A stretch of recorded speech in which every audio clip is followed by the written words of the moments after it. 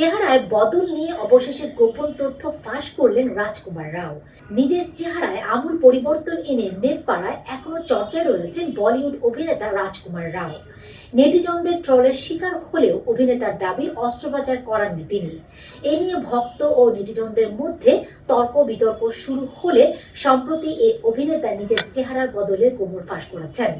ভারতীয় সংবাদ মাধ্যম টাইমস অফ ইন্ডিয়ার একটি প্রতিবেদন থেকে জানা যায়, বিশেষ এক সাক্ষাৎকারে রাজকুমার বলেন, আমি ওই দিন মেকআপ ছাড়া ছিলাম, যে কারণে ছবি দেখে অনেকে মনে করেছেন আমি অস্ত্রোপচার করেছি।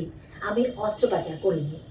রাজকুমার আরো বলেন, আমি অস্ত্রোপচার করিনি, এতে অনেক পয়সা খরচ, অত পয়সা আমার নেই। তাই 8 বছর আগে একবার চিকিৎসকের পরামর্শে ফিলার করেছিলাম। প্রসঙ্গত, গত সপ্তাহ থেকে রাজকুমারের নতুন লুকের চেহারা নিয়ে নেটপাড়ায় ট্রল শুরু হয়। গুঞ্জন উঠেছিল সিনেমার একটি চরিত্রে অভিনয় করার জন্য নতুন এই লুক তৈরি করেছেন অভিনেতা। শিল্পপতি শ্রীকান্ত বল্লার চরিত্র পর্দায় নিখুঁতভাবে ফুটিয়ে তুলতেই চেহারায় অস্ত্রোপচারের কারসাজি নায়কের। তবে বিষয়টি মিথ্যা বলে দাবি করেছেন রাজকুমার রাও। তার ভাষায়, মুখে 8 বছর আগে ফিলার করেছি, কোনো অস্ত্রোপচার করিনি। দর্শক, ভিডিওটি কেমন লাগলো জানাবেন। ভালো লেগে থাকলে শেয়ার করে দেবেন। সাথে থাকার জন্য ধন্যবাদ।